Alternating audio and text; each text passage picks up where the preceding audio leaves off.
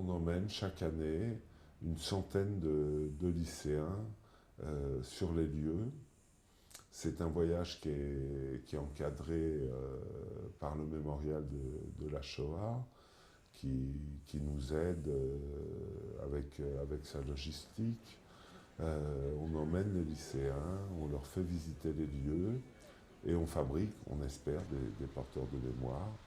Et aujourd'hui, enfin le voyage s'est déroulé il y a 15 jours, là c'est tout récent. Je pense qu'on a passé le cap des 1000 lycéens. C'est un voyage qui crée une émotion profonde parce que vous allez vous trouver sur un lieu historique et en même temps sur une sorte de cimetière vidé de tous ceux qui sont morts sur les lieux.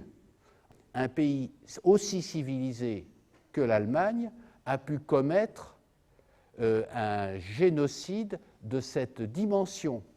Vous allez vous rendre en Pologne sur le site d'Auschwitz, le plus important centre de mise à mort des Juifs d'Europe créé par les nazis et parallèlement le plus grand camp de concentration du système concentrationnaire nazi. Il est extrêmement important d'aller sur les lieux où l'histoire s'est déroulée. Seuls les Juifs subissent cette sélection. En général, c'est une moyenne, 80% des convois sont immédiatement mis à mort. Et donc tout le monde n'a pas la même expérience de ce qui se passe. Qu'est-ce qu'on voit sur cette photo? Quelque chose que les nazis mettent en scène de manière à ce que ça se passe le plus calmement possible, de manière à ne pas susciter la panique, à ne pas susciter dans une moindre mesure également, pourquoi pas la révolte.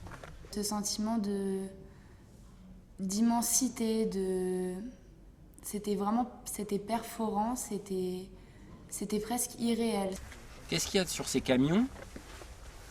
Des bâches. Qu'est-ce qu'il y a sur ces bâches? Le logo de la Croix-Rouge. Mise en scène.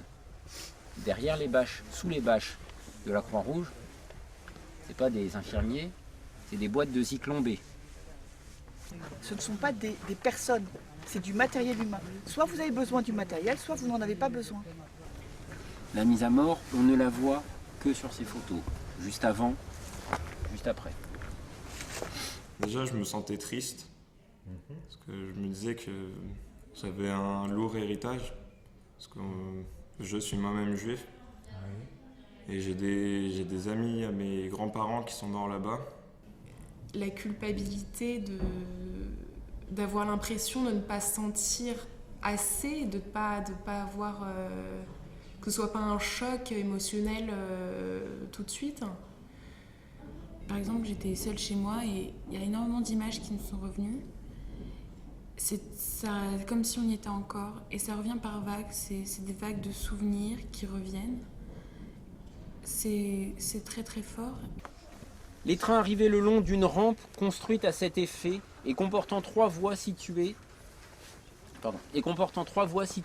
à côté des crématoires, des dépôts de vêtements et du camp de Birkenau. Ceux qui devaient être liquidés allaient dans l'un des nouveaux crématoires. À la minute de silence, c'est comme s'il y avait... on pouvait presque sentir les âmes autour de nous et c'était vraiment émouvant.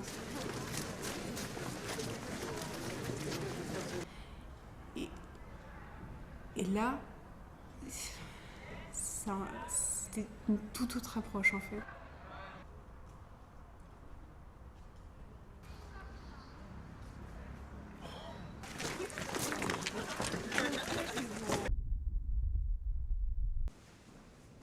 Ces casseroles, ces chaussures, en un nombre juste délirant, qui m'a vraiment permis de me rendre compte, parce que des chiffres, ça reste des chiffres, mais quand les chiffres, ils sont devant nous, là, ça n'a pas la même dimension.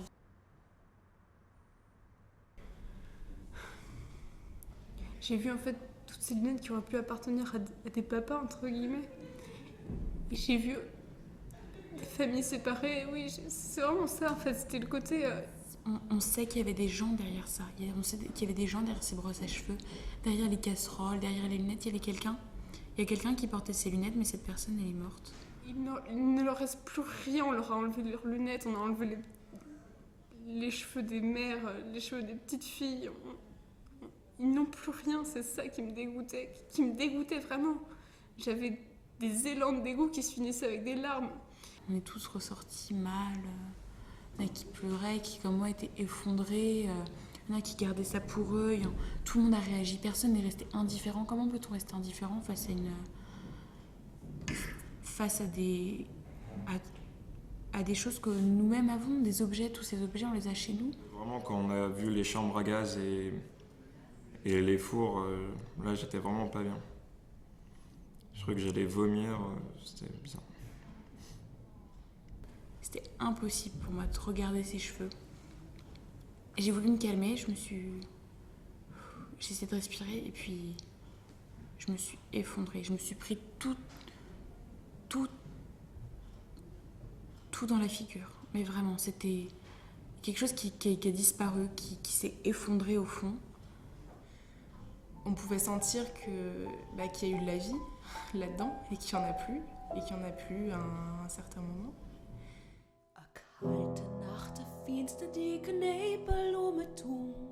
Steht der Jüngel, vertreuert und geht sich herum.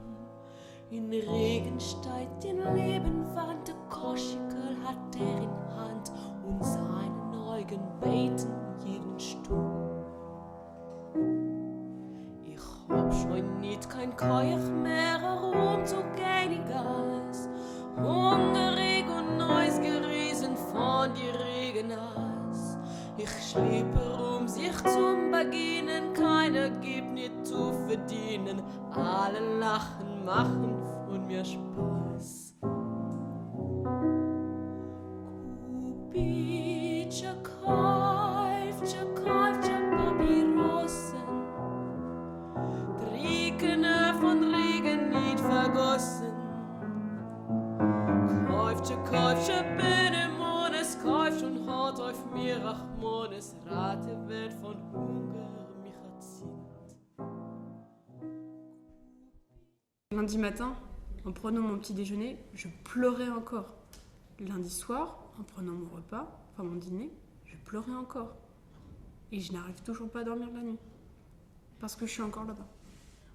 On n'est pas sûr de mémoire dans le sens où tout ce qui s'est passé là-bas, on l'a pas vécu. Donc, il y a une génération qui l'a vécu, qui l'a dit à une autre génération, qui va la dire à l'autre génération.